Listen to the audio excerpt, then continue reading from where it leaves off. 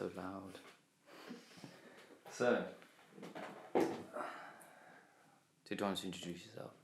My name is Becky Cole. I'm from Edinburgh and I'm currently living in Manchester. I'm a singer-songwriter and I play the piano. Nice. How long have you been in Manchester? About 2 years now, on and off, obviously because of lockdown. But yeah, I really love it here. It's great. Do you ever miss Scotland? Or? Yeah, but I go back quite a lot, so I don't have to miss it that much. Okay. What was it that brought you to Manchester? I just got a job here, working in music, so I ended up moving down. Sick. So you got a job in music? Yeah. What was it you do? I compose music for the phone, like on-hold music, like tailored for different brands. I feel like I'm just plugging my work now. But yeah, no, it's really fun. I still make time to write my own music in between, not just phone music. That's cool. What kind of music have you been working on recently? So what I write is more sort of like R&B, kind of neo-soul-y vibes. I just put out my first single a couple of weeks ago, so I've been working on that mostly, like actually working on finishing a recording and actually releasing it. But now that that's out, I'm just sort of back to sort of polishing up like ideas that I've been writing, just sort of getting them off the ground as well. So what was your first single about? What's it called? It's called Lavender. Title does not relate to the meaning of the song at all.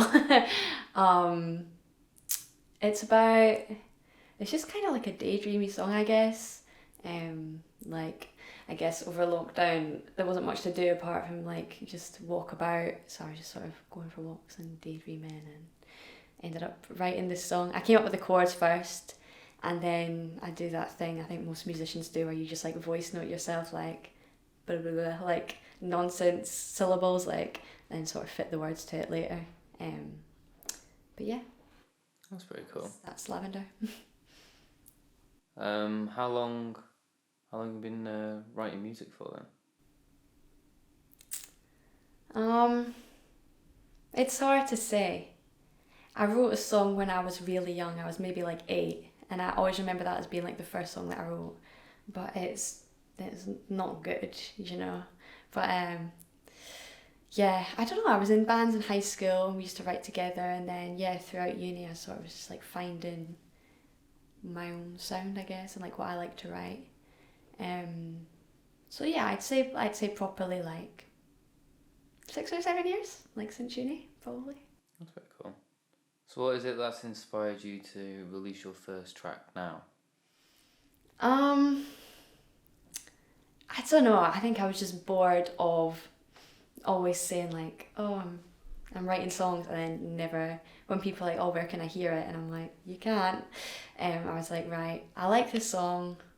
I recorded it like an acoustic version over lockdown, put it on YouTube, and people seemed to like it. So I was like, right, I'm gonna record it properly.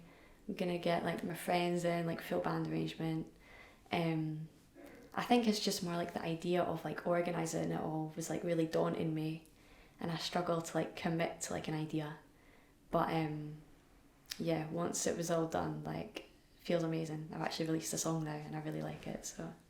That's quality. Do you think that's like unlocked something in you to keep releasing songs? I hope so. I feel like now I've kind of gained the confidence of doing it, and I'm feeling just a bit more productive. And obviously now, like, you can book studios and practice rooms again, like that's obviously a big help. So yeah, hopefully next one soon. Do you ever perform live as well?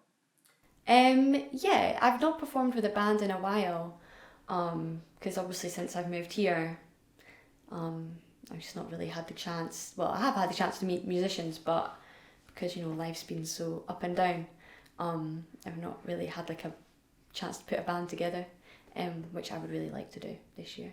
I play a lot by myself, but I prefer to like have the full band. That's cool. How did you go about finding what instruments to use in your music? Because obviously I know you like playing the piano, but do you ever? I don't really know. I think like you know the bit in School of Rock when he's like describing the song and he's like, and then this guitar solo comes in. I sort of hear it in my head like that, and then I'll like voice note to myself like how I want it to sound, and then I'll sort of like play in just like the electronic versions of it and then pass it on to people. Like with the single that I've just done, Lavender, I had all these like brass licks and stuff, and like synths in the background, and I basically took it to my friends who were producing it, and I was like, I like the parts, but the sounds can change. So we ended up with these like airy flutes and like this cool like guitar bit. So it sort of like evolved as it went on. I don't know if that really answered the question, to be honest. I guess I just don't plan it too much. Well, that's cool.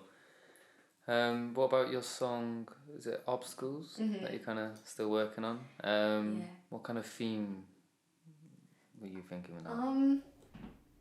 It's more of like a witchy theme, I guess. Again, like I sort of came up with the chords first, and the melody just sort of came to me. And I don't know, I feel like, you know, it's October, like just more of a spooky vibe. The lyrics are more about like dreams, and I've been reading this book on like the meaning of dreams and stuff like that, so I guess. Have you discovered anything about your dreams, or? Nothing useful. It's just interesting though, isn't it? Definitely. So would you say you're into spirituality, that kind of stuff, or? Yeah, I find it really interesting. I'm one of these weirdos that like watches my horoscope every month. But sometimes it's really accurate. So yeah, I guess so. I did a fortune cookie yesterday. So, well, apparently, what I'm doing now is gonna pay off. Apparently, it's gonna be very successful. Well, so congratulations. hopefully, the fortune cookie pans out. I hope so. What kind of artists have influenced your music over the years? I guess the sort of style I'm doing now, like the more R&B type thing, I really love, like SZA, I love, Hiatus Coyote, I love, Anderson .Paak, I love, people like that, like the sort of hip hop. I think what sort of drew me to that style, again, I feel like this is very cliche, but like that first Amy Winehouse album, where it's like very hip hop but also like very jazz. Like I'd listened to that album when I was, you know, little, and then when I sort of came back to her music in uni, and I was like, oh, that's actually really cool, because those are like the two styles that I like. So I guess that's sort of like a core influence as well, that sort of blend of the two genres. That's cool. Did you have any kind of outgoing message that you want to give to people in regards to whether it's the people who watch your music or in regards to the support you've had? I don't know. Anything. That's deep. It is deep. Um, Do you have a big fan base? Do you have a lot of supporters? Yeah, I mean, I said yeah very confidently there. And though I don't have a big fan base, but yes, I have a lot of supporters. You know, like obviously all my friends, or most of my friends are all musicians, and you know we've all played for each other's projects before. And I try and get everybody involved in like what I'm doing and vice versa. So I think like I do have quite a good network of like other musicians. Yeah. Maybe some new fans now that I've started releasing music, you never know. Well, I'm sure I wish you all the success Thank you. in the future of your music, and I really appreciate you taking the time to having this interview with me. Thanks for taking the time to come and do it.